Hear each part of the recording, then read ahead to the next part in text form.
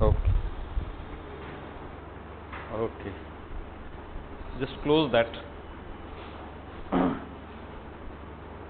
So today we are going to start sociology classes, and particularly two have already selected, three have selected. What about you? You are still in the process of selection for an option. Okay. What's your background? Economic honors. Okay. You had called me earlier itself. Okay. So economics honors from Hansraj College, Delhi University. Right. So today what I will do, I will not go into the hardcore of sociology. Rather, I will be telling you from my side it is lighter aspect of sociology, right? Hardcore sociology will be progressing. In fact, we will not talk much about sociology today, right? Before that, I just want to make some recommendations about the books, right? It is always good to read with a standard book, right? Like we have also prepared study material, but definitely we have our own limitations. And as far as some specialized books are there, they definitely give more insight in a subject, right? So we should always start with some standard book. But what is the problem in civil services is that we do not have much time.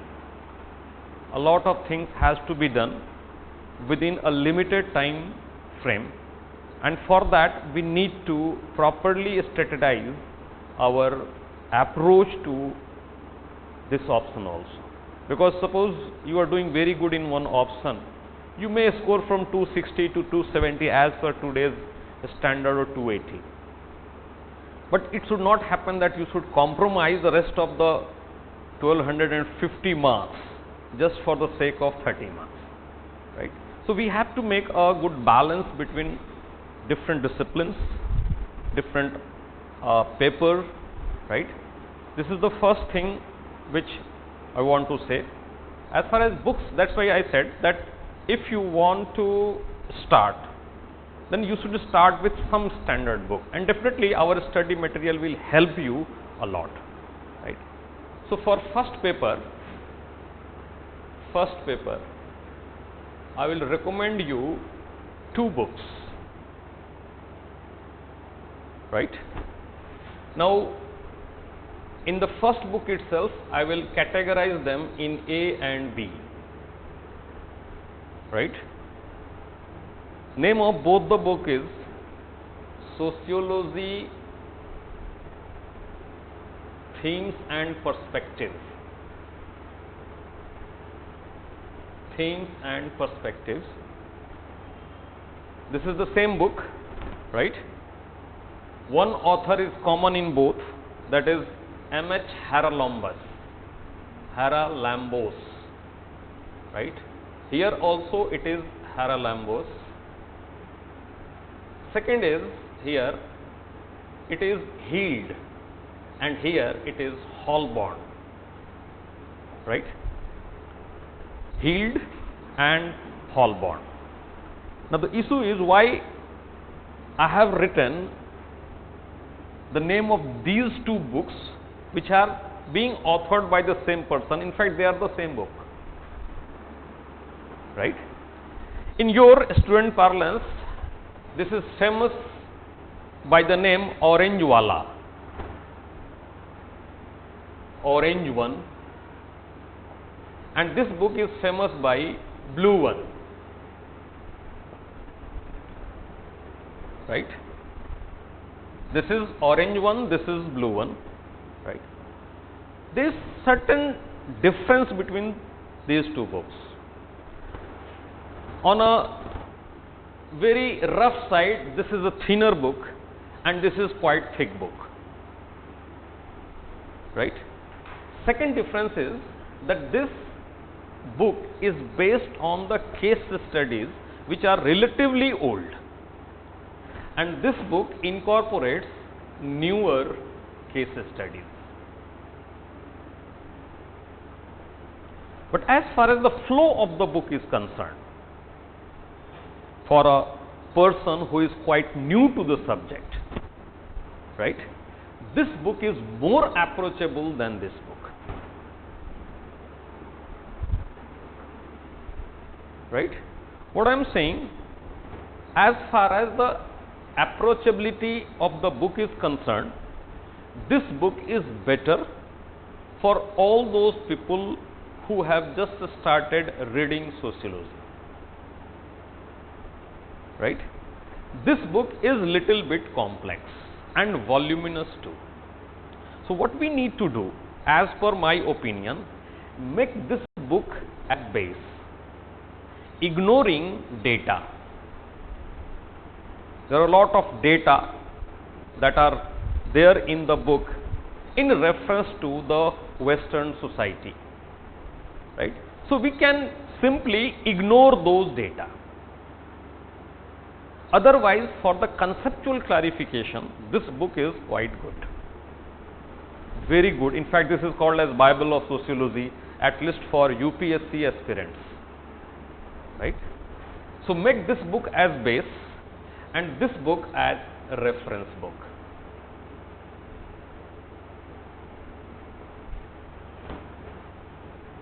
This book as base book, this book as reference book. That will be helpful to you a lot. By that, we are incorporating, we are using both approachability as well as the content, right. This is the one book. The second book, which is quite voluminous, so you may not read it completely, but what we are finding, that nowadays a lot of questions that are coming, at least from the social research chapter of sociology, they are directly coming from that book. When they ask the question of panel study, focus group, these are the things which you will come across later on. This book contains all those things. The name of the book is Social Research by Soterios Sarantakos.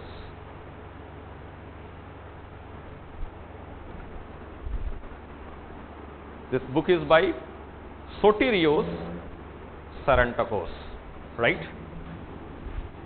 Palgrave Macmillan publication. Palgrave Macmillan publication, right. These are the two standard books which you can purchase. This is must, right. A lot of the contents from this book is incorporated in our study material, right. But as I said, there is a limitation to which we can incorporate in the study material, right. So sometimes what happens in the study material, we just do not have certain basics which will make the reading interesting, because unless until you have interest in the subject, you cannot excel. The first and foremost task is to generate interest in a particular subject.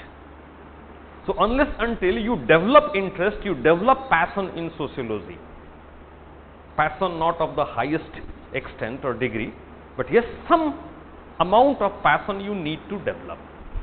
So what will happen in that way, you will not be disturbed by the problems. Whatever option you have, whichever subject you read, you are going to face the problem. If you have interest in that subject, you have developed the interest in that subject, then naturally you will like to overcome the hurdle, overcome the problem. And all our preparation is nothing else but overcoming the problems. You face the problem, you overcome the problem, and once you overcome the problem, the things become easy. This is the Very important. So you have to develop a little bit interest in that, right? And there is another part of this, another side of this is, unless until you go inside a discipline, you will never develop interest. So there is a very popular phrase that I am saying to, in fact, it's not a phrase, you can say it's a question which I am going to ask. Which is first, chicken first or egg first? Whether you should read first or you should develop interest first. Do you have any answer for chicken first or egg first? We do not have any answer. Sometimes I find in my class some, yes sir, ab pata chal gaya hai, murgi pehle aayi. Some people say, sir, there was an article published in a journal that it was anda or egg which came first. But perhaps we are answering this. So, I hope you are understanding what I mean to say. If you don't try to understand, if you don't try to go deep, you will not develop interest. And if you don't develop interest, you will not like to go towards the deeper aspect of a discipline. That is very important, and in the beginning you have to do this. That's the toughest part, developing interest, passion about the subject or the discipline. Go deep inside that, and once you have been overcome that problem, half of the battle is won, right? And for that you don't need to be highly superficial in your reading and understanding. I have found many of the students, when they call me and ask, sir, just tell me in 200 words. So I used to say them that I know 2000 words. I can write 200. If I tell you 200 words, you will be writing only 20 words. So always try to go a little bit extra. Maybe if I have, by a rough estimate, if our syllabus prescribes 100, you should go for 130 to 140. That much you should keep in your sight so that you can maneuver your knowledge, you could maneuver your answer. Because nowadays UPSC is not asking direct questions, right? So this you have to keep in mind. This book, if you purchase, it's good. 6 years back I had purchased and that costed around 800 or 900 rupees. I don't know what is the cost at present, but you will find this book quite interesting, right? Second, about thinkers, Marx, Emile Durkheim and Max Weber.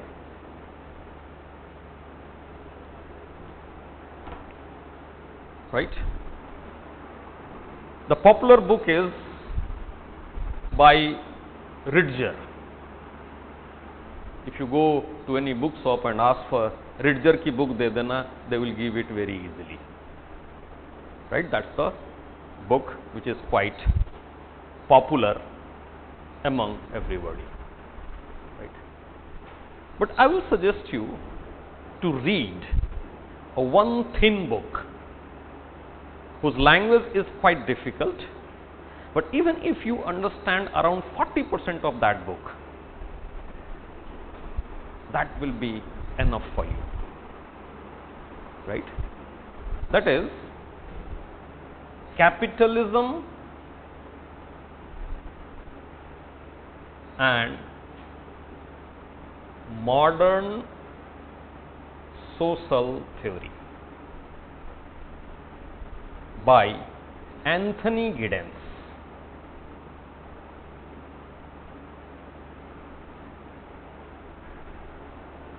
There are many books in the market, and the moment you go to a shop wala and ask for the Anthony Giddens book, he will give you a very voluminous book.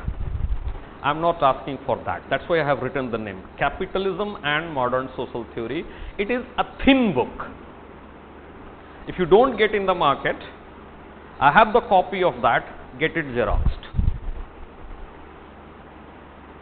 That's a thin book running around 200 pages odd, right? For Marx, Weber and Durkheim, make it base.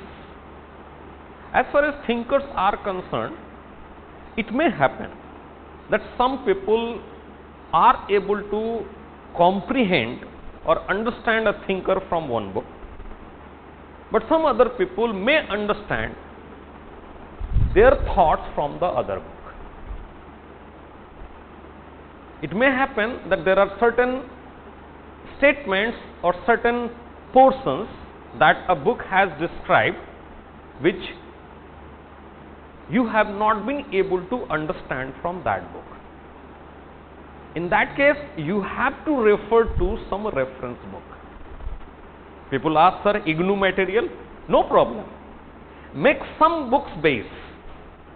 After that, even Moon is our reference point. That will have a library approach.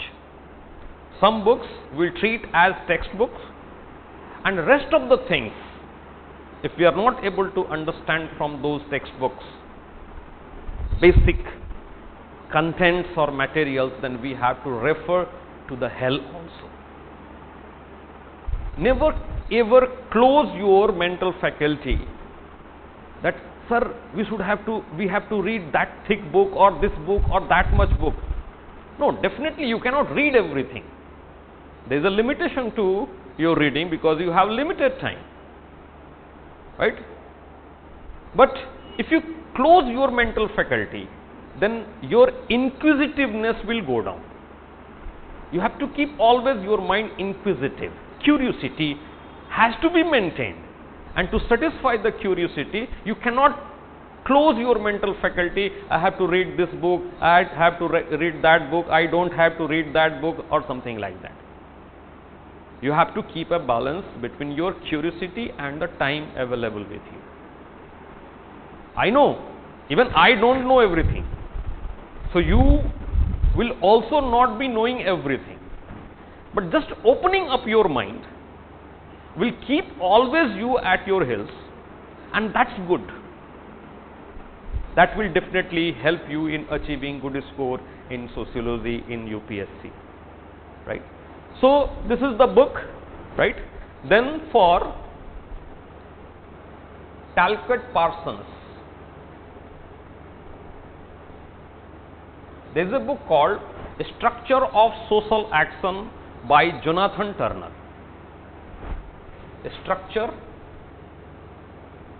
of Social Action by Jonathan Turner. There is a chapter. In fact, you can read Merton also from his book, Parsons and Merton, around 40 or 50 pages. The book is thick, running into more than 600 pages, but you don't have to read the whole book. This is only one chapter, Talcott, Parsons, Merton, that is around 40 or 50 odd pages. Make them base. Plus nice IAS study material. Our study material is composition of a large number of books. It's a synthesis. What are the books that has been referred to create this study material? You can go to our website in sociology section and you can see chapter wise what are the references which we have taken to compose this study material, right? But I will always prefer reading these books and their chapters, relevant chapters definitely first, right? And then study material. Are you getting it? As far as second paper is concerned, it's very vague. You can't confine, you cannot select 1, 2 or 3 books or something like that. The second problem with these books are that 2 books contain half of the materials as common, because most of the books are in nothing but edited by X, Y, Z. right? So I am suggesting you 3 books, right, which you have to make the base. One book is known as Modernization of Indian Tradition, Modernization of Indian Tradition by Yogendra Singh.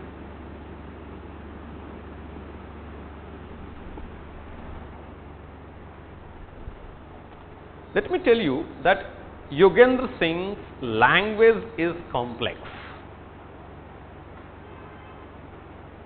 So, for the beginners, you will definitely facing problems. There is no doubt about that.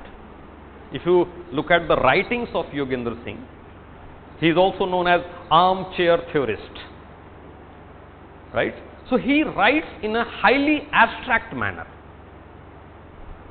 Means in a single statement of his or in a single paragraph, he tries to condense a large number of ideas. What exactly the meaning, abstract sense, we will know about that also later on, right? But anyway, this book will give you a overall cursory, you can say, the idea about the Indian society, right? Another book which is perhaps not available right now in the market, because when I suggested some of the GSS students, they said, sir, it is not available in the market. So if it is not available, you can always get it Xerox from me, right? This is Caste, its 20th century avatar,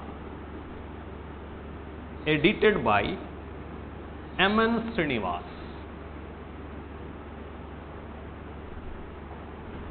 Caste, its 20th century avatar, edited by M.N. Srinivas.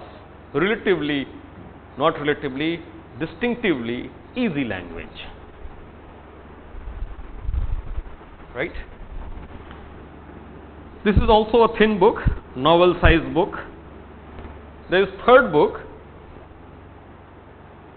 I don't know whether it is again available in the market or not.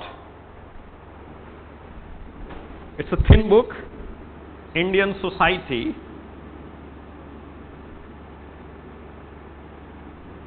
Social Conditioning and Emerging Concerns, by again Yogendra Singh.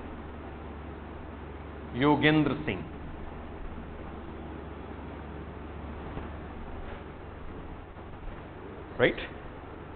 This is a very thin book, hardly 100-page novel size, right? Not A4 size, right? So this is also a thin book. This book describes about how the Indian sociology has taken its form, right? Plus nice IS study material, which is again a composition taking extracts from various books. These books will take care of your 80 to 85% of the needs.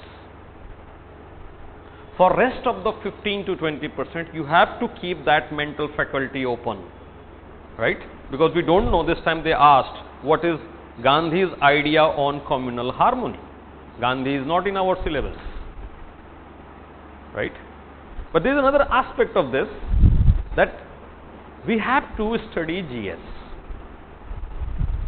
And they say, when you are reading GS, can you apply your mind while reading GS in a sociological way or not? That's why they ask such type of questions, because they know no sociology teacher will be teaching such things, because that is not in our syllabus. But you are studying, So can you apply that in a sociological way or not?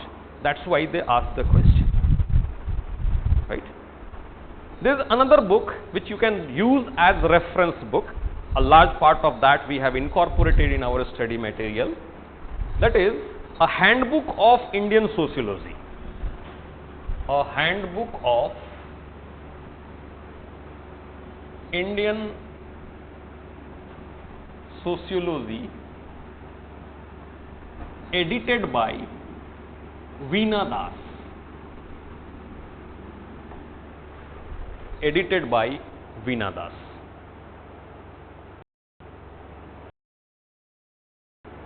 Right? This you can use as a reference book. Chapter wise, environmental chapter, right?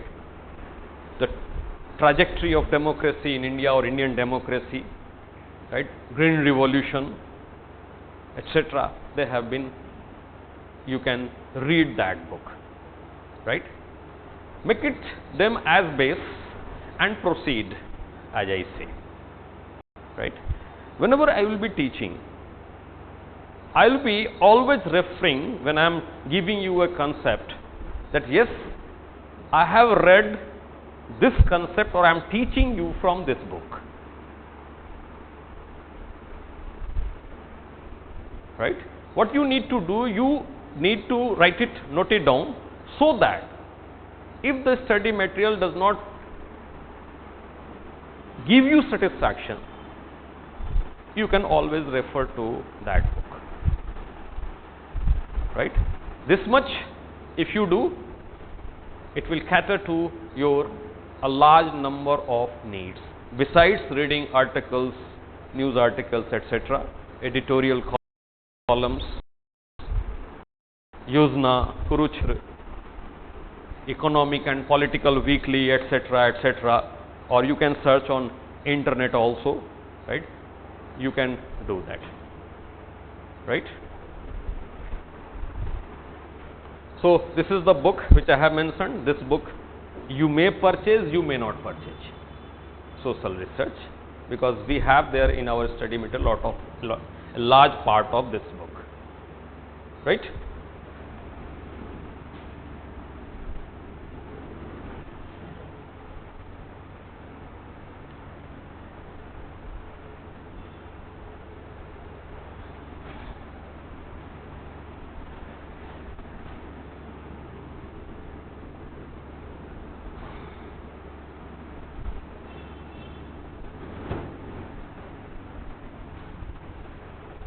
Right. So now we will directly come to our concern, asking a very simple question: what is sociology? Though I will not say much about sociology today, but I will ask you, what is sociology?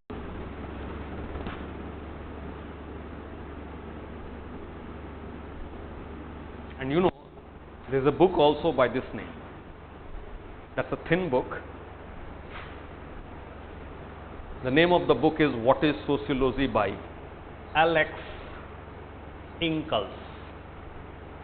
Again, it is a very good book. Thin book, very thin book. Maybe not more than 100 pages. Right? But forget about this right now.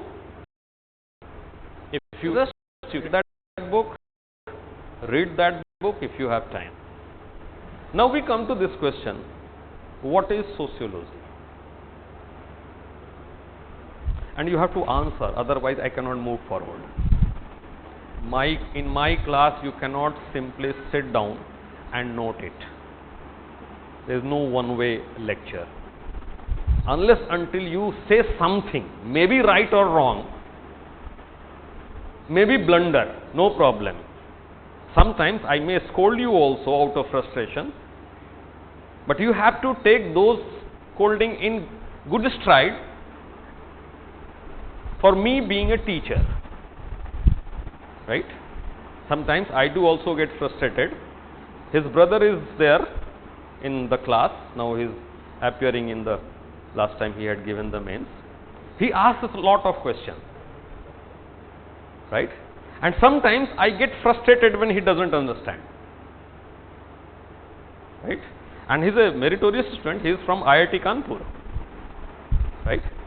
So after the class I have to say, don't mind. नहीं, कई बार बुला के बोला है तुम लोगों को, right? You don't mind, right? Don't stop asking the question, right? So let me ask you, Arusi, what is sociology? Study of society. Very good. Study of society, right? I am not asking you what is society, because that is a difficult thing to answer from your standard. I am asking another question.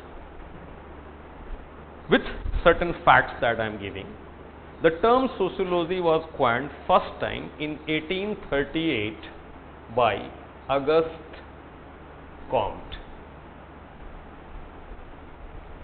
There is a thinker called Auguste Comte. He is also known as father of sociology. He coined this term sociology in 1838. Before 1838, in fact, he had given the name of this discipline as social physics.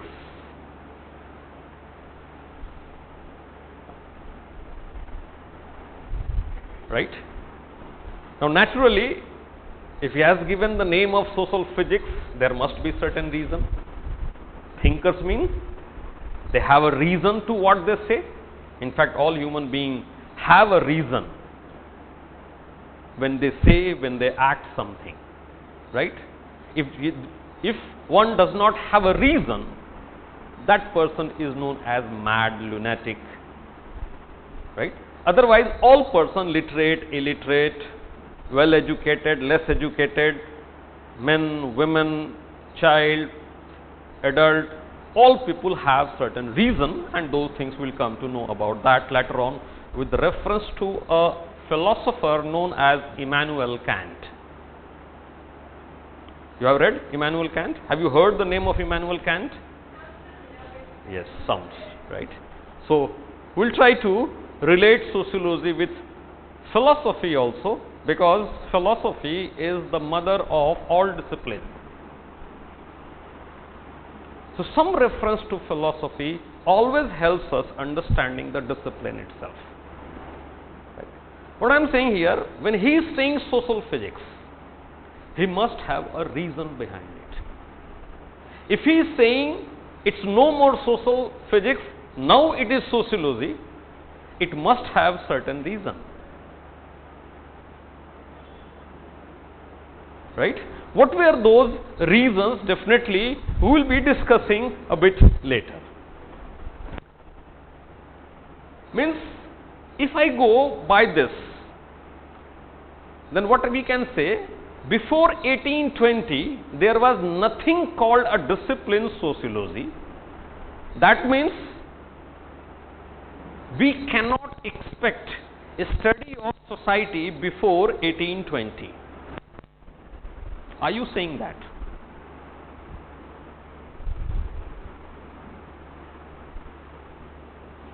What's your name? Lokesh. Lokesh Bandhu? No. Okay. Topper of this year in sociology, who got 306 marks. From our institute it was 294. Anyway. Means, if I say sociology means the study of society, then we can relate it with this time or period, and we can interpret. It seems prior to 1820, society was never studied, and which none of you want to say. You all disagree with this? Do you agree with it or do you disagree with it?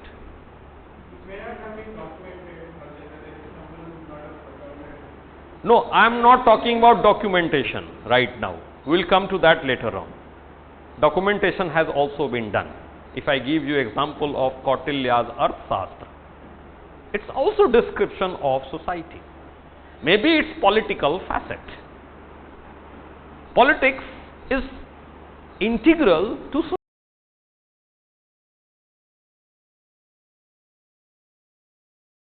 also describes about society, right? So you cannot say that it was not documented. We are trying to come to a conclusion that this analysis or this description of sociology is not incorrect, but definitely inadequate.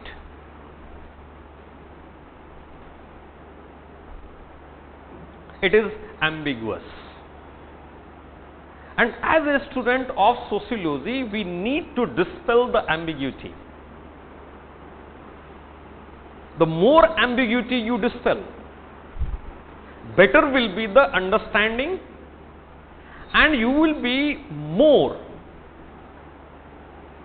straightforward in communicating your thinking to the evaluator. Right? Means the term sociology was coined in 1838. Prior to that, if we assume it was talking about the same 1820, and if I define sociology as simply study of society, then we can interpret it seems that society was never studied prior to 1820, which is outrightly wrong. That gives us an idea. Elaborate further this definition, study of society. Right. So, we are using a prefix here, which you said, scientific study of society. That's what you want to say now? Earlier you said study of society.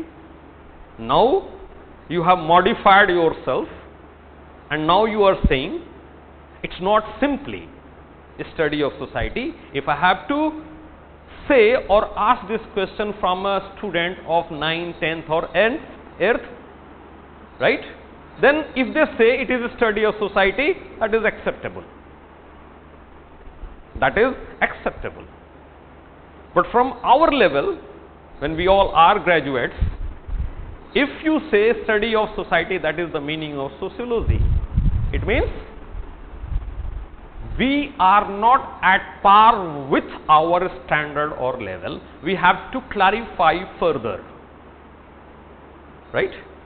And then what we did, we use this as, we use a prefix, and the prefix is scientific study of society. So next question, right? What is science?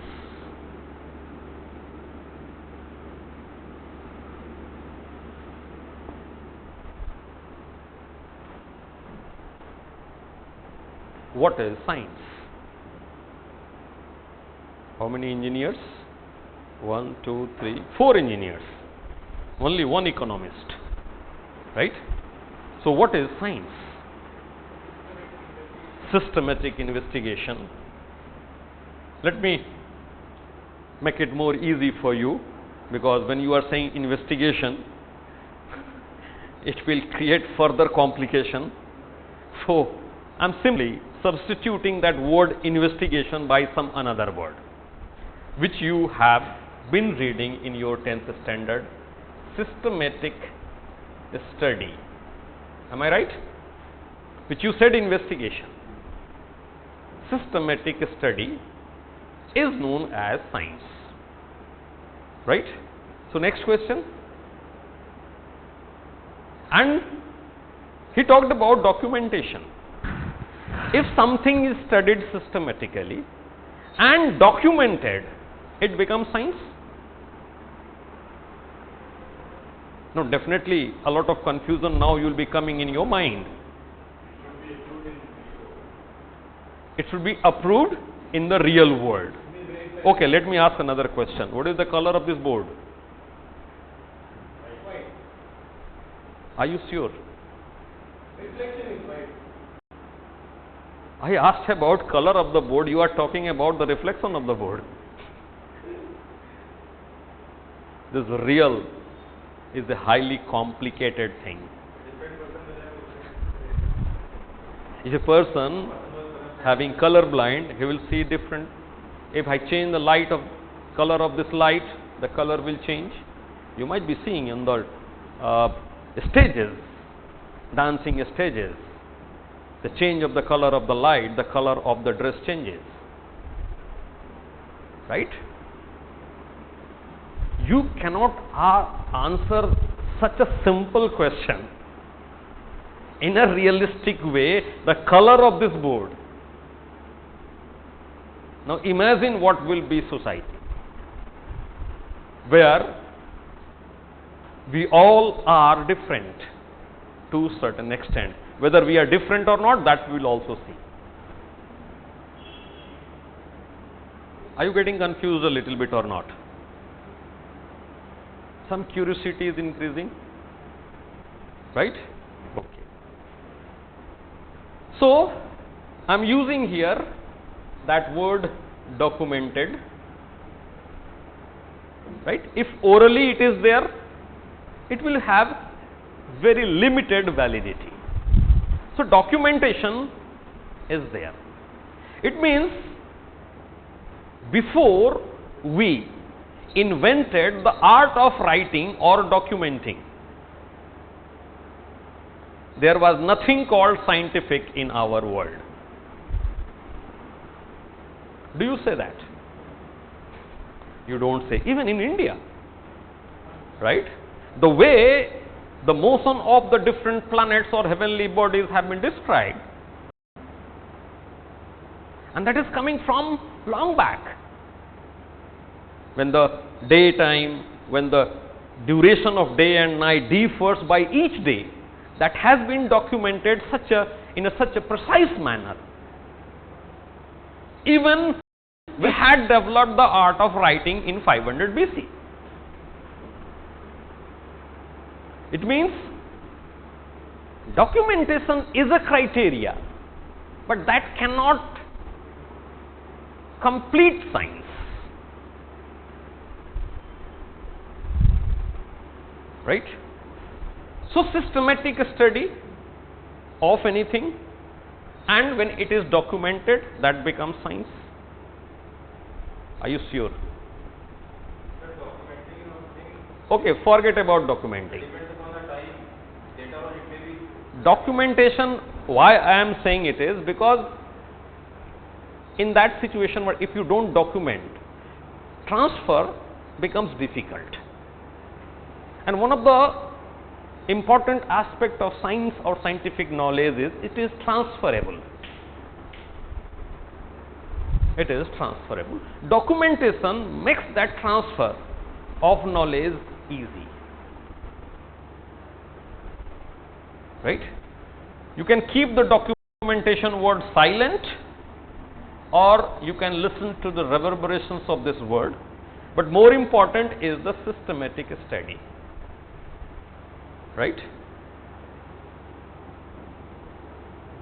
Ramayana is systematic or not? Bible is systematic or not? Manusmriti, Ved, Quran, Sharia, are they systematic or not?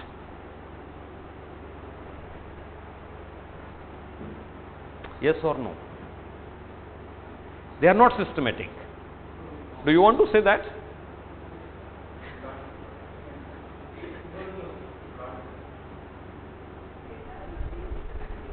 Ramayana is not systematic.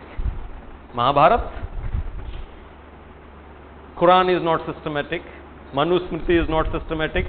Bible is not systematic. We want to say that? Can we say that? We cannot say. That means again, everything that is systematic cannot be science.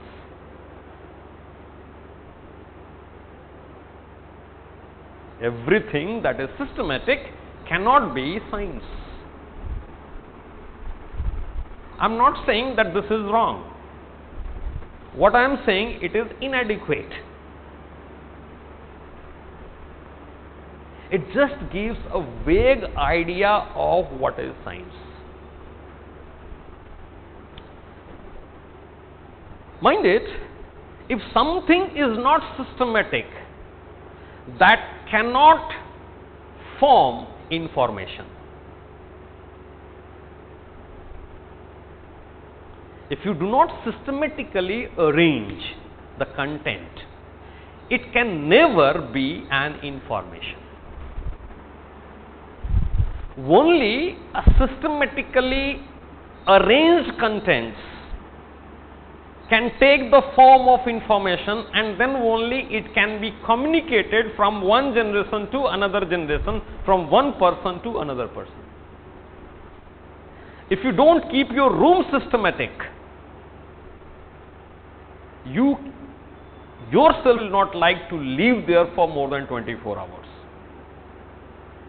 How can knowledge be kept with us, if it is not systematic? If things are not written systematically, you will never generate interest. And once, if you don't generate interest, you don't see logic behind it. And if you don't see logic behind it, you just cannot emulate the prescribed behavior of Ramayana and Mahabharata for such a long time of more than 2000 years.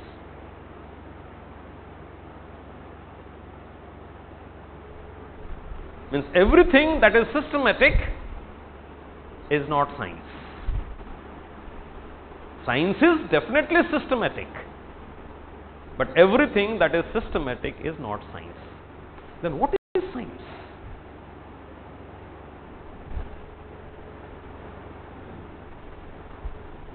You have read, you have to answer from that. I will just condense them, compile them into a systematic information for you.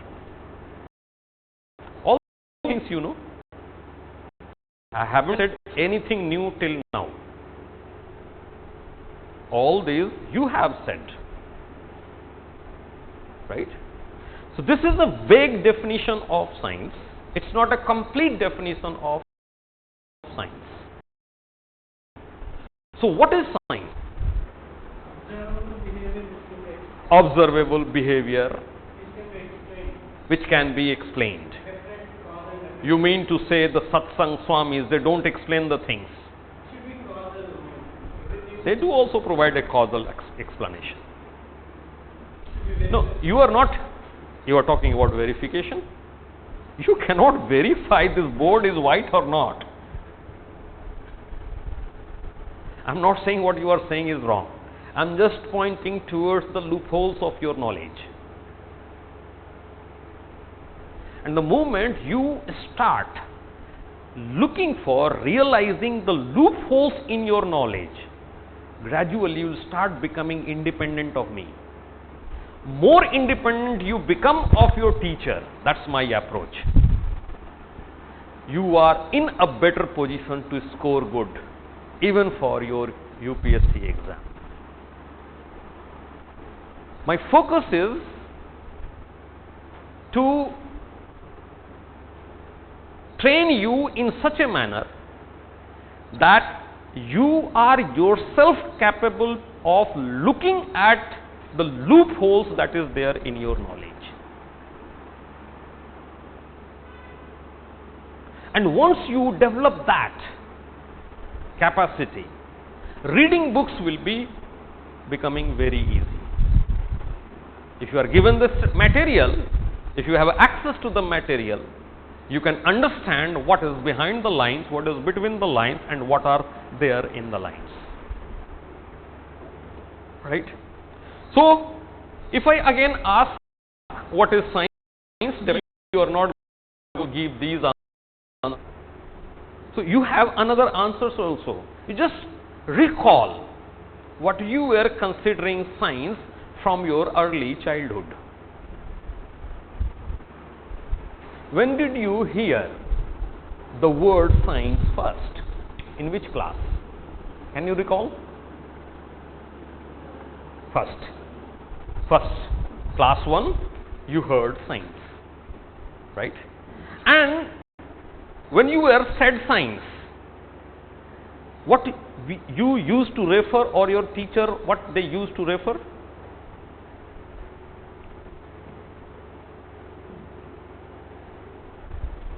Do you remember? When you go now, I have a child, right, he will be going in the first class next year, but my brother's children are also staying with me, so I know them. In first class 1, when asked about science, they will bring, अच्छा EVS की बात कर रहे हो? EVS, environmental science.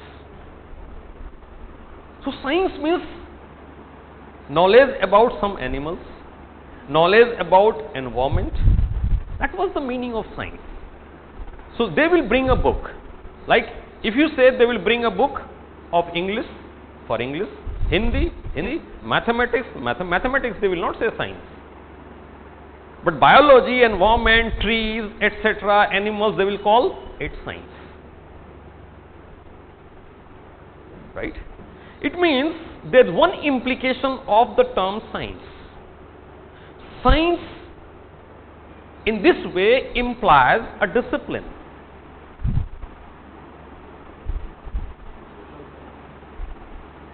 A discipline, right? No, I don't want to come to social science outrightly. I will gradually come to social science. Right? When you passed 12th or when you did intermediate and you had to take admission in Hansraj College or any other colleges, perhaps we start selecting after 10th, right? In 11th and 12th itself. When people ask, अच्छा क्या ले रहे हो? मैं science ले रहा हूँ, मैं arts ले रहा हूँ, something like that we used to say. मैं commerce ले रहा हूँ. Means accounting has nothing to do with science. Do we want to say that? Language, humanities paper does not have to do anything with the science. Science means biology, science means mathematics, science means physics, science means chemistry. We are gradually evolving from the very beginning. Earlier science only means biology. Then today environmental concern is quite there throughout the world because of the rising pollution. Environment and related things are considered as science. But as we moved forward, we started reading chemistry, then physics, and we came to know that okay, physics and chemistry are also science. Means science is a discipline. Science is a discipline. Do you agree? Science is a discipline. Okay. Yes, we'll come to that.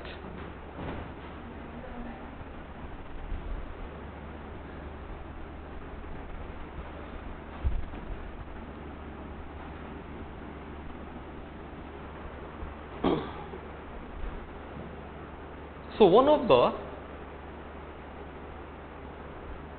meaning of science that came in our mind earliest, right, that was in the form of that science is a discipline.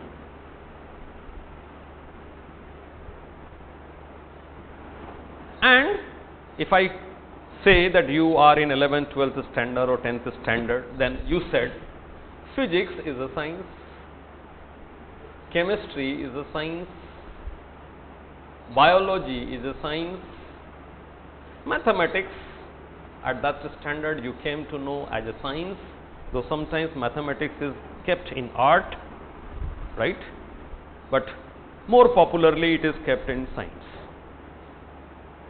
right. So these were the science. You can say astronomy, also as science. That was very clear. There was no doubt. Science means these disciplines. Right? Now, C asked, what is discipline? What is discipline? You have read economics, right? What is economics? You just look at the definition of economics and you come to know about the definition of discipline. You have read which engineering? Electric, computer science, chemical, EC, right? So, computer, electronics and electronics, they can be combined into one group. Chemical, slightly different, right? So, what we are saying here that when you say chemical engineering, when you say economics, now how do you define economics? If you define economics, you will be coming to know about discipline. What do we mean by discipline?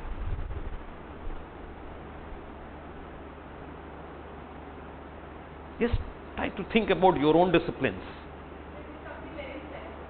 Something very specific, right?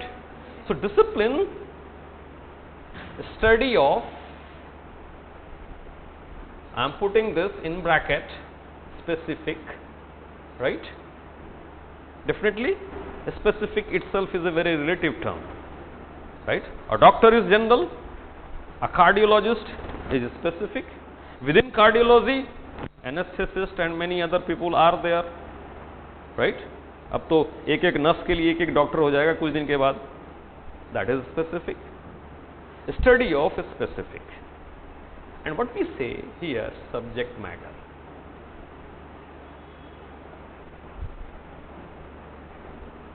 When you talk about studying certain specific subject matter, then you call that as a discipline. Yes? Right? So, you want to say, now here, science means discipline, causal relationship, are you establishing?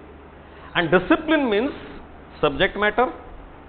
You want to say science is subject matter.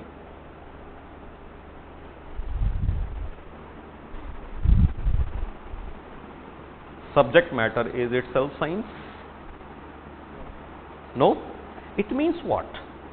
Again, this discipline as a science needs to be elaborated further.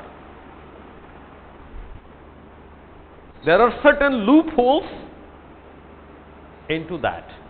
You keep on answering those loopholes, the finer details. And the time when you are no more able to further decipher the intricacies, you said God knows.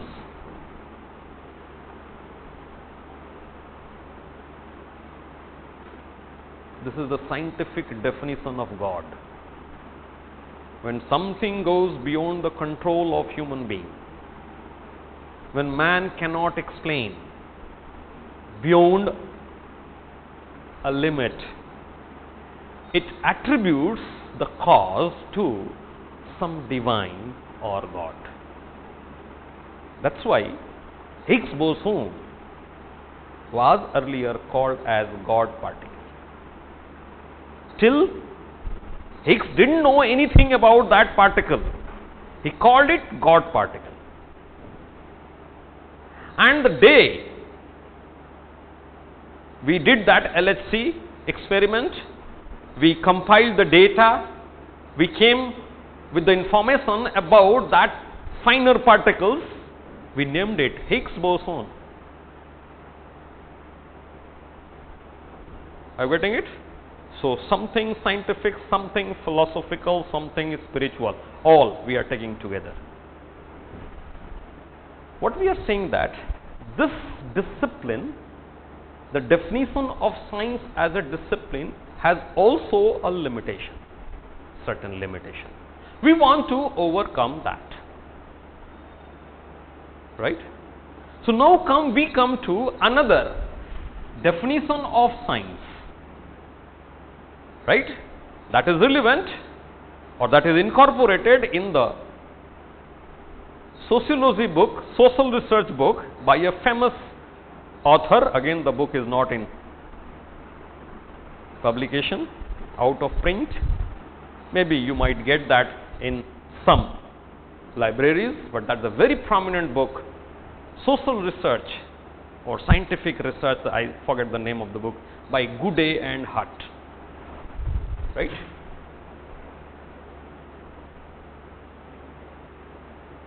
Gooday and Hutt, right? If you want to see the books again, you have to approach me, but you don't need to read that much. Don't get puzzled by the name of those books.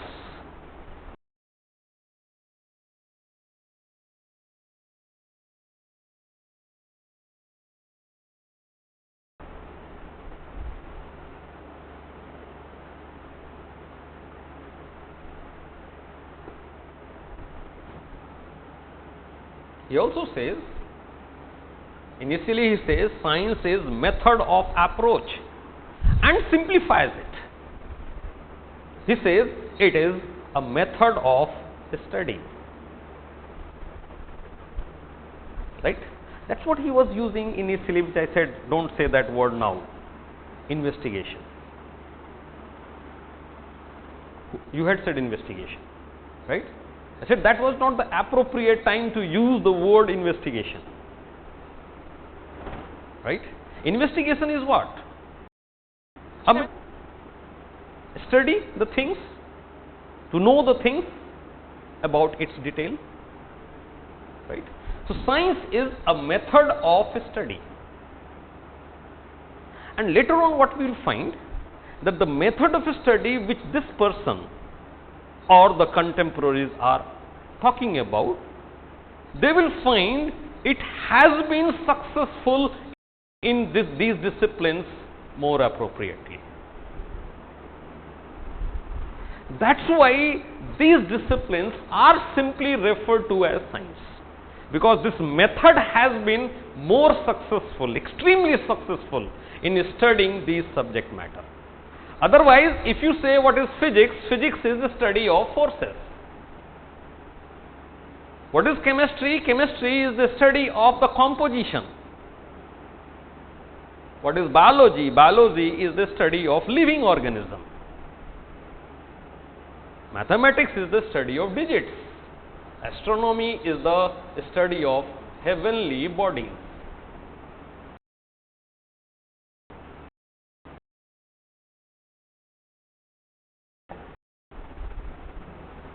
Heavenly bodies are themselves not science. Living organisms are not themselves science.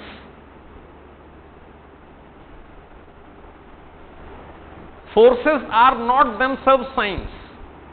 But when we study applying certain methodology of those subject matters, we are trying to study it in a scientific manner or scientifically studying it. So science more appropriately is nothing else but the method of study, a particular method of study. Are you getting it? Any doubt now? No doubt. So I am starting with this, that science is the method of study.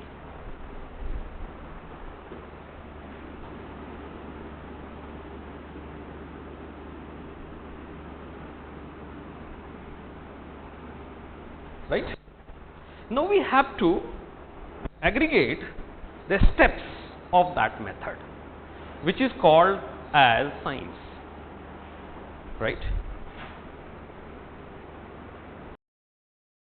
Someone term observation, also using the term observation, right? Not all kind of observation are scientific method. Empirical observation,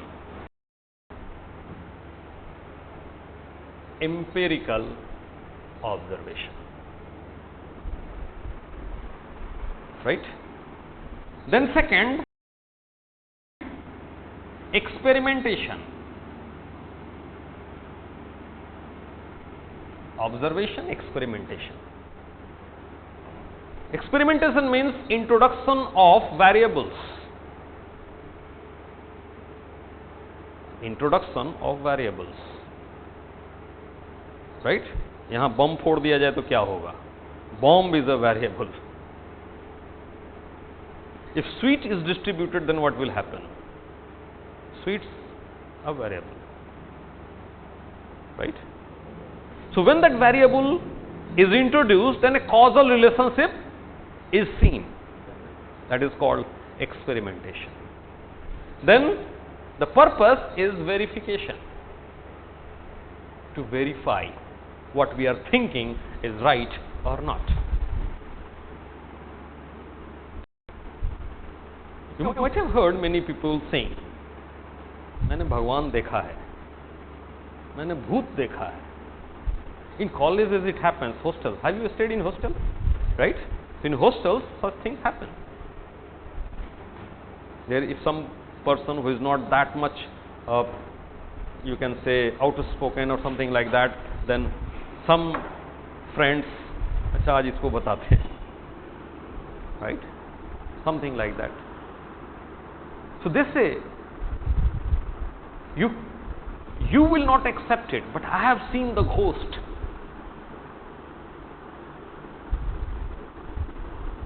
Seen means what? Observed. Many people see God. God has come to me and said something like that. Right? So simple observation will not do justice. What we say, empirical observation. What is empirical? What is empirical? The empirical word has come from the term empiricism, right? And this is to do with senses. Means this will be complete when we write before it sensory observation.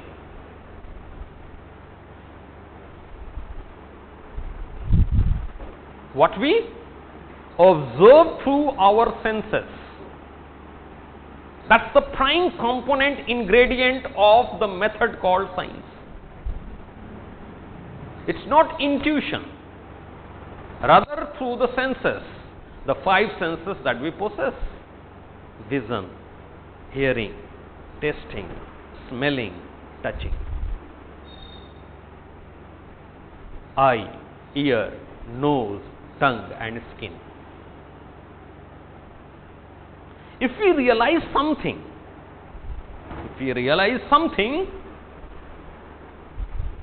through these senses,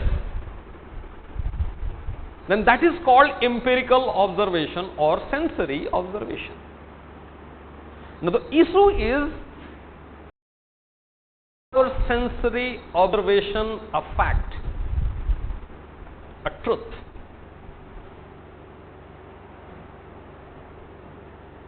What we see through our senses, is it a fact? Is it the truth? Is it the ultimate reality? Is it the final reality? Ajay had asked a question, what is the color of this board? All said white, sir, no doubt. Then immediately came, sir, reflection is white.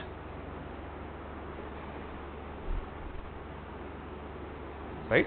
It means there is a doubt in your mind now after this explanation, that it's not the board which is white, rather its reflection is white. If we change the color of the light in this room, then the color of this board will appear differently.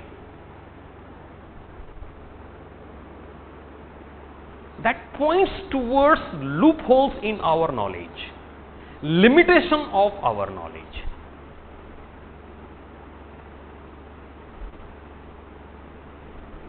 Right? So, here what happens? There comes the role of assumption even in scientific study.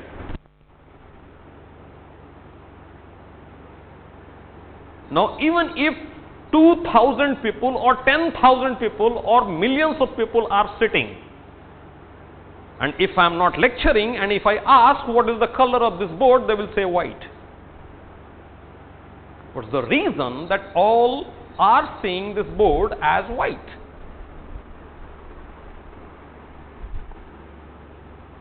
And something has to be there, right? So what happens here? There is an assumption by scientists, right? And what it says, there is a term, a specific term, just forgot that.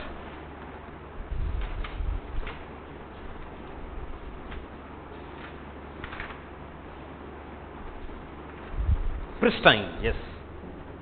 Pristine observation is possible.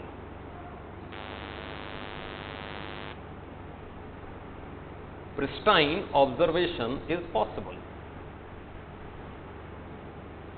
Pristine means pure, true. What we say generally as true, pure, non-mediated.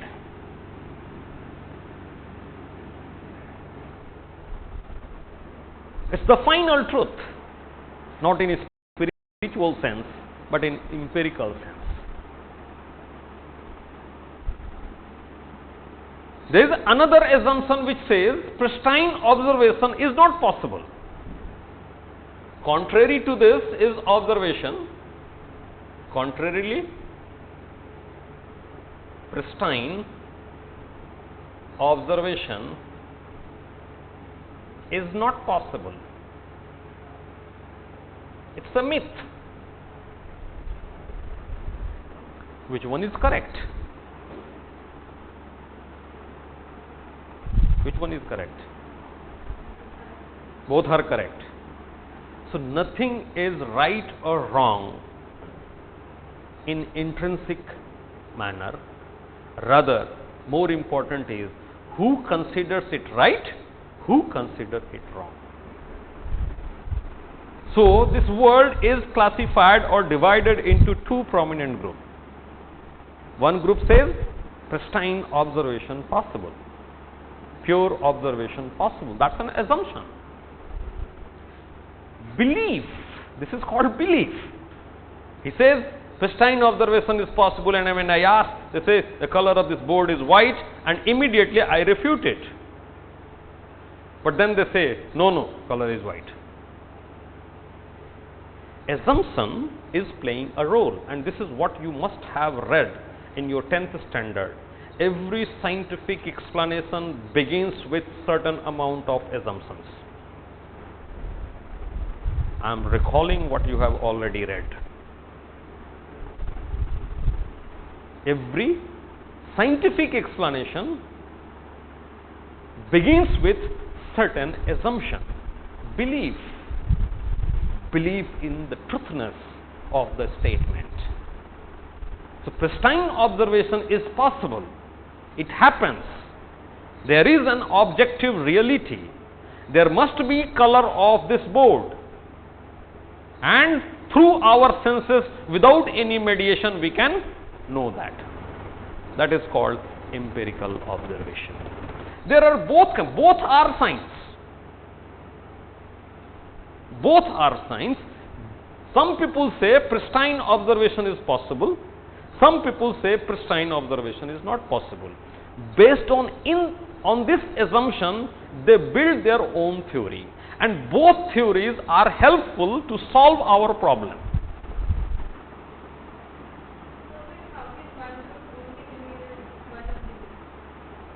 Do you believe in God? Why? Have you seen him? Day before yesterday, my child was asking, he is 4 years, 8 months old, right? Something he was cycling and then he asked me, पापा भगवान क्या होता है? क्या हम भगवान के पास नहीं जा सकते क्या? That was a very difficult situation for a father. If I would have said, भगवान नहीं होता है, there is nothing called God, you know, I would have removed a self-imposed control from his personality, and that would have been very horrific in the future.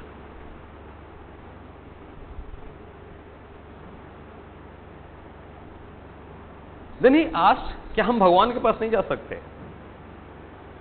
I said, नहीं हम नहीं जा सकते. तो क्यों? बच्चों में आदत होती है, क्यों?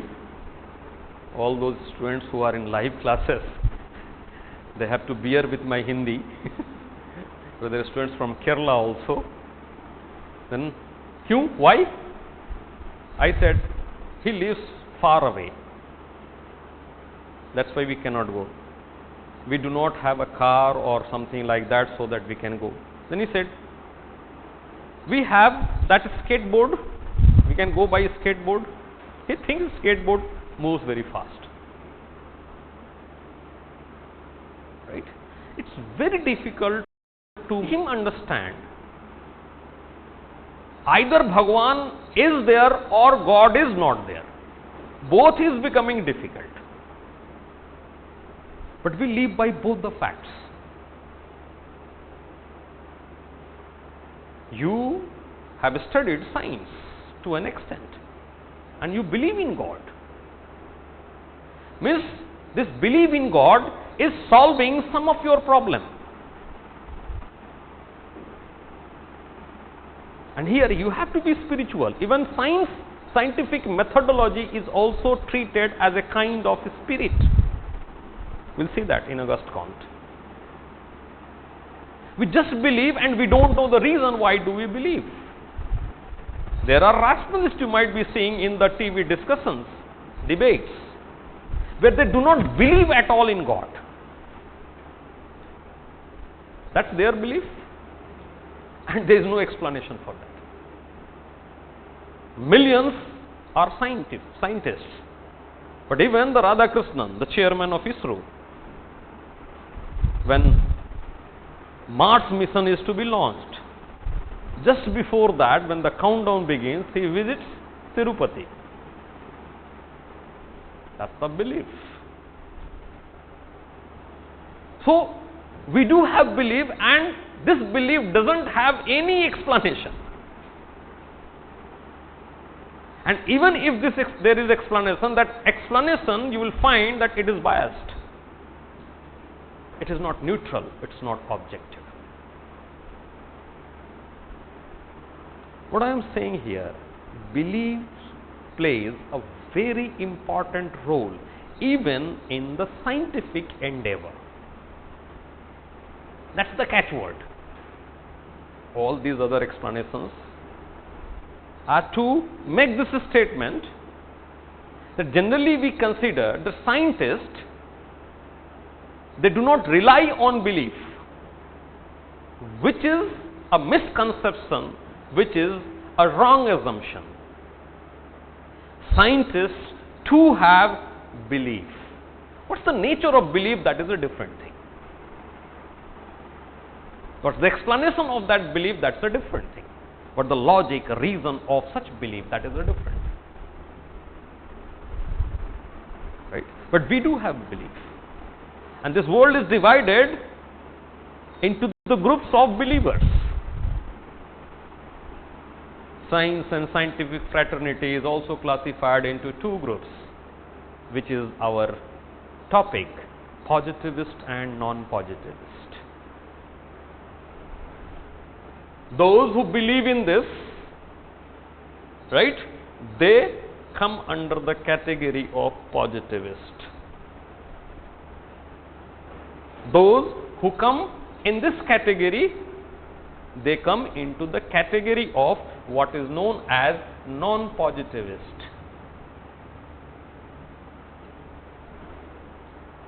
Both are scientists. Both are scientists. Both use scientific method. Right? What did you learn? Science and scientific endeavor. This was just to confuse you. Because if I confuse you, I will clarify that. And when confusion is clarified, concepts becomes quite obvious. So, observation. Empirical observation. What are the complexity involved in that empirical observation? We have, to an extent, we have come to know about that.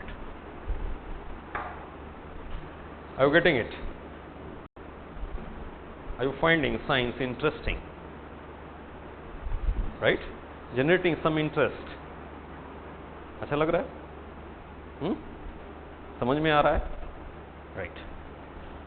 So this observation, then variables are introduced, experimentation is done. These are nothing but to establish cause and effect relationship. Causal explanation. X causes Y, A causes B, AX causes XY, AXY causes C, something like that. We introduce different variables and see their relationship, that is the experimentation. When we repeat that experiment again and again, and the same conclusion comes, we say what we are thinking stands verified. What we are thinking stands verified, right?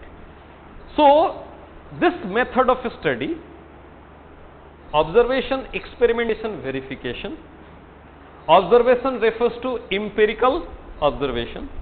Empirical means sensory observation with a presumption that pristine observation is possible. That means what our senses see, what our senses realize is the ultimate truth.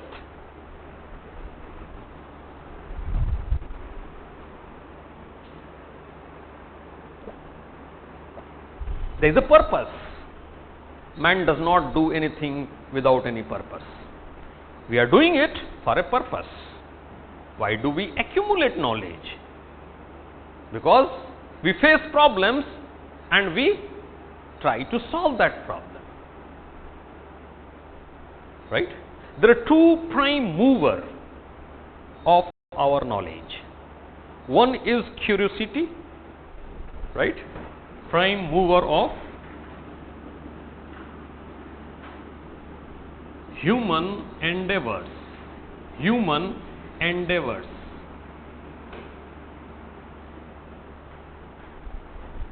Right? One is curiosity. Man is by nature curious. We'll elaborate it later on from Kantian philosophy. And we emphasize on this philosophical aspect also more because it's also relevant in GS ethics chapter. Right? So, may not be that much useful in sociology, but it is useful in GS4. And second, we face problem and we want to solve our problem. Solution to the problem. We can say they are not mutually exclusive.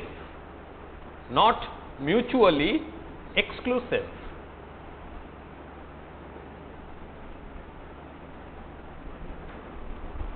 Curiosity and the solution to the problem is not mutually exclusive. They constantly interplay with each other. Right? So, what is the purpose of this method of study? The purpose of this method of study is to arrive at generalization. to arrive at generalization. Generalization means establishing cause and effect relationship.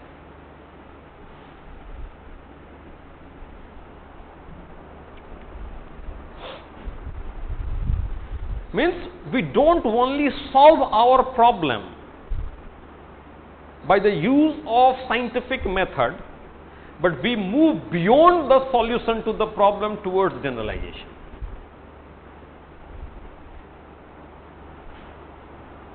Now, we have been solving our problem since time immemorial, since the dawn of civilization, since the beginning of our life.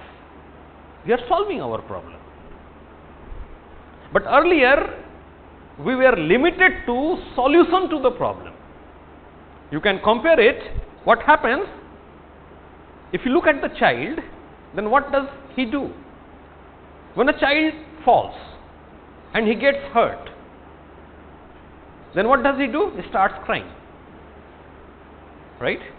And the moment his pain is over, he starts doing the same thing.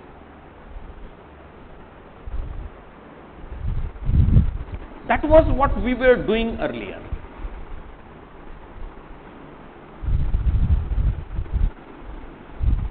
But as we move forward, as we grow up, we know if you do something like this, you will get hurt, so we should not do it. Means this is making our action more probable, making us cautious, helping at least not facing those problems again. Generalizations. So, science does not only solve our problem, but it moves beyond that to generalization. This generalization is nothing but else but it is called theory construction, or this is also known as abstraction.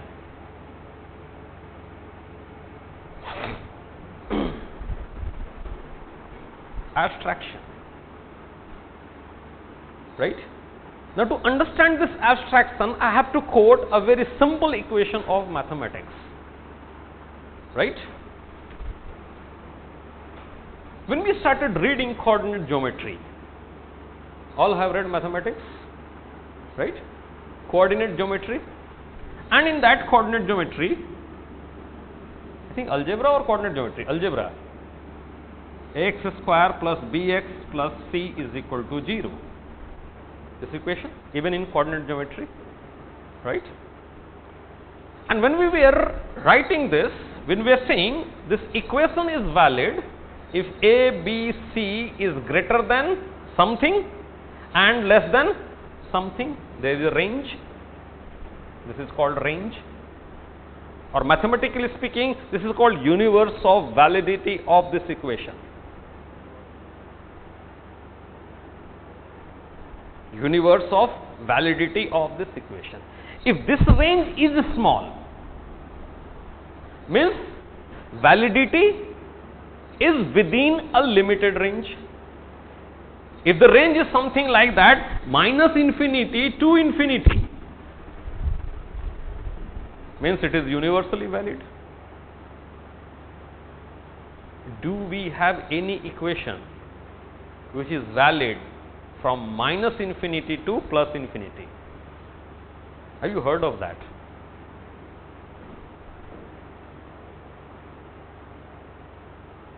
There are certain equations which are called as indeterminate, right? That's there in mathematics. We don't want to go in detail of mathematics. What our concern is that this cause and effect relationship is valid within a limit.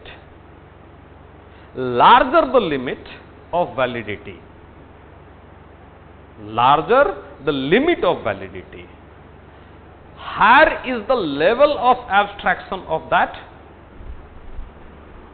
theory. More generalization, more general.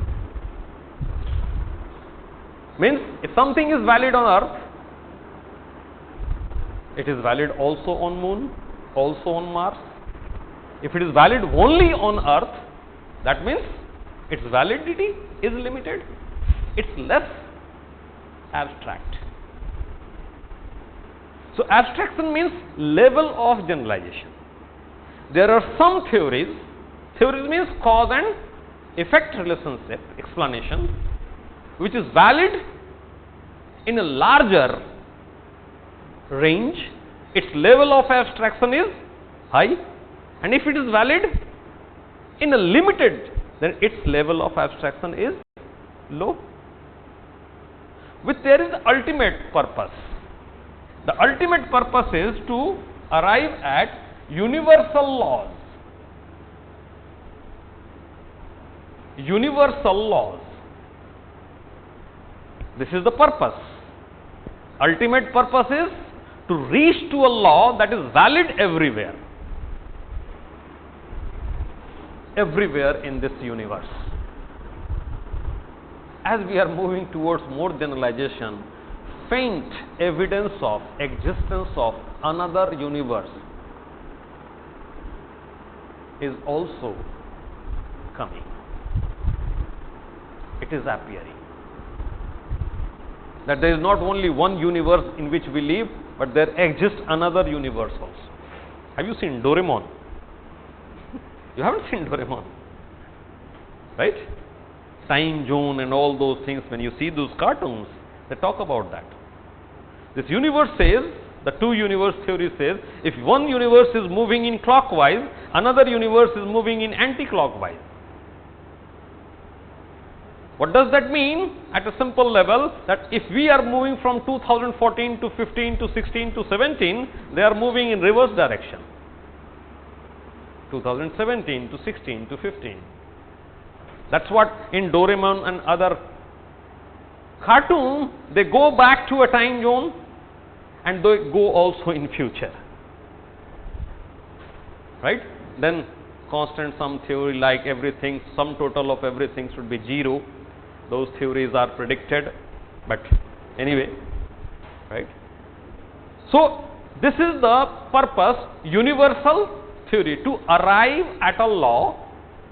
Law means cause and effect relationship, means a theory that is valid everywhere. That is valid everywhere. We have to see whether we can arrive at those law or not, because even Newton's theory is not universally valid. Newton's theory was refuted by Einstein's theory of relativity. Then today's physicist is Stephen Hawking, and he has, after Einstein, he is the most renowned theorist, and his thinking is slightly different. And once I was reading an article in which he had said there has to be life. I don't know with what logic he was, I could not understand his logic.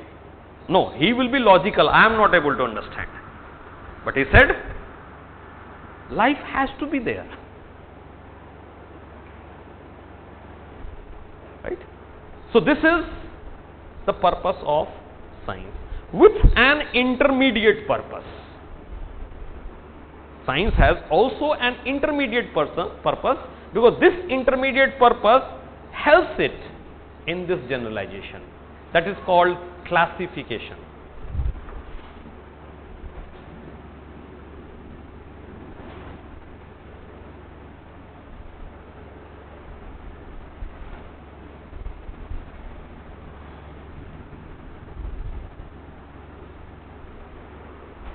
Right? What is the intermediate purpose? Classification. Classification means dividing things into different groups. Right? And the best example which I see here, which I can quote here, you might have seen that Mendel's periodic table. Have you read? All of you have read chemistry. And Mendel's periodic table is what? Nothing but the classification on the basis of number of cells, number of electrons, number of protons, number of neutrons. How does it help? What he says, the movement n upon p, neutron upon proton, is greater than 1.5, the element becomes radioactive. So this is a classification, n upon p. If it is less than 1.5, it will not be radioactive. It will be, if it is greater than 1.5, it will be, it is helping in the predictability. At least the moment we see neutron and proton ratio more than 1.5, we are likely to test its radioactive nature. It may not be also because of certain reason. So intermediate purpose is classifying the objects into different category. Classifying the objects into different category. Right? This is science. What is science?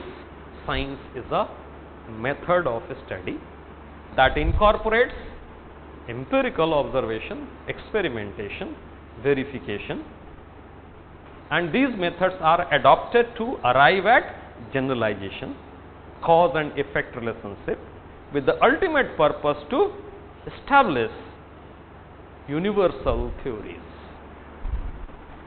In the meantime, we do classify the objects on the basis of their common attributes.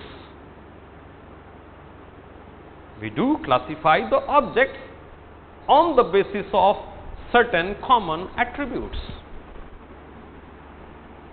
When you say that person is very aggressive, what are you doing? You are not doing anything, you are classifying him into a category. That person is very religious. You are not doing anything, you are categorizing him. That person is tall, that person is short, that is fit, fat, that's thin, X, Y, Z. We are all doing categorization. Science has this purpose of categorizing into different category objects on the basis of certain common characteristics, common attributes. Right? So this is a science, this is the meaning of science, that science is a method of study. When this method of study is successfully applied in the study of a particular subject matter, the degree of success determines whether that discipline is science or not. We had started with that criticism of the definition of discipline. Now we are verifying it, that what we had read, biology is a science, is true. Why? Because this method has been highly successfully applied in the study of living organisms.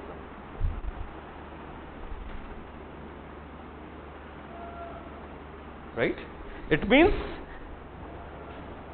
what we are saying, that physics is a study of forces using scientific methodology, and it has been highly successful in creating those laws, highly abstracted laws. Why in physics, not in society? More diversity. Society is more diversified than physics. It's very changing. Society is highly changing. Universe is not changing. Have you heard a sentence? Universe is expanding. Is it also changing? That if this is the limit of universe this year, next year it will be maybe with a microcentimeter or whatever may be, but it will be there. the universe is expanding. Right? But let us not go into that complexity initially. Let us classify the various disciplines on the basis of the successful application of scientific method and unsuccessful or limited application of this methodology. Right? So what we do here, depending on this extent of success or failure, science is classified into two major categories. One is known as natural science,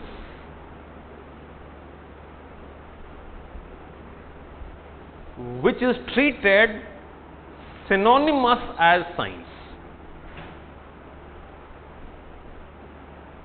Synonymous to science. In fact, you should read treated synonymous to science. Natural science,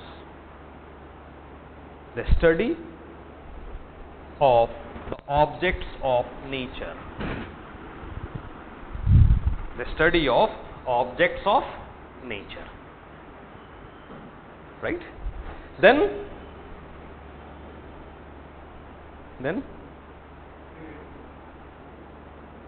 one is natural science, other is social science. Why so much hesitation? Why so much hesitation? At the most you can be wrong. उससे ज़्यादा कुछ होगा क्या? नहीं ना? Social science.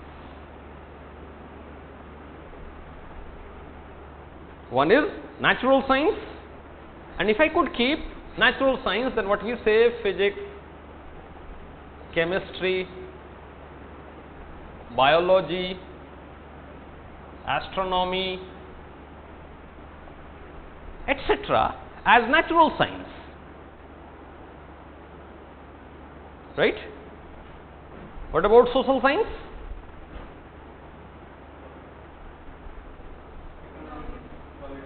Economics, politics.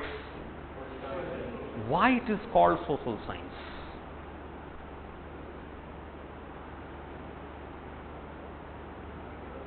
Okay, what is economics? What is economics? The study of production and distribution. Right? Who produces?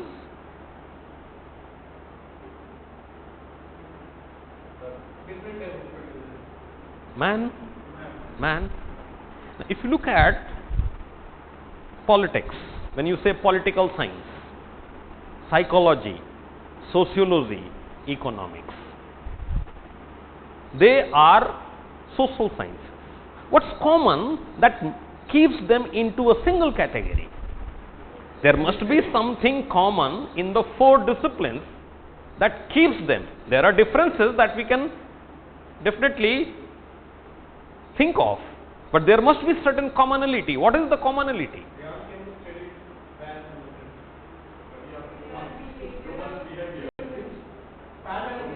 Humans' behavior. Means, in this, we do not study. Human being is not the subject matter of study, or human behavior is not the subject matter of study. Right?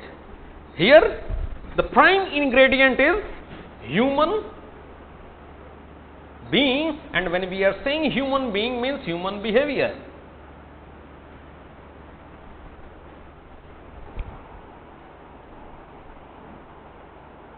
The prime ingredient is human behavior. Human being. I am trying to emphasize on human being. Right? Now the issue is, who are we as human beings?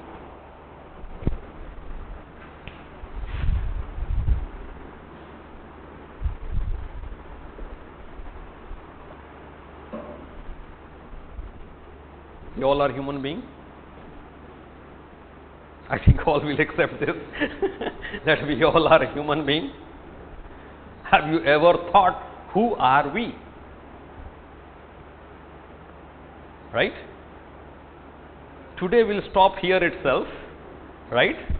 And I want you to think over it today, tonight. Don't read anything. Just read the sociology as the first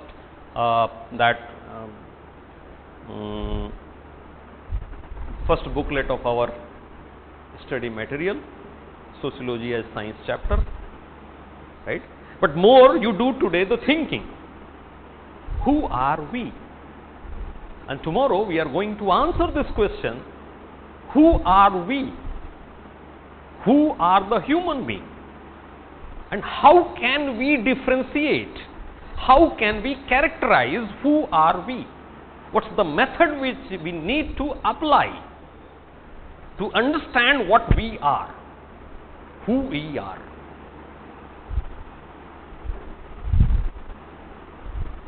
Right? But tonight you can go and watch movie, right? Enjoy.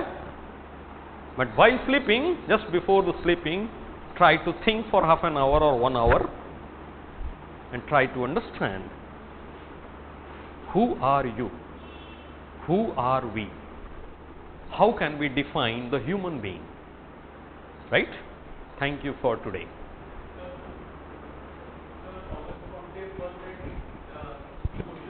Yes. We'll see that later on. We'll see that later on. We'll answer that question. And you will answer, not me. It's not me who is going to answer these questions. These are trivial questions. And you are sufficient enough to answer it. The only thing is that people or teachers do not inspire you to think in that way. Otherwise, you know the answer. You will answer it. Right? Thank you.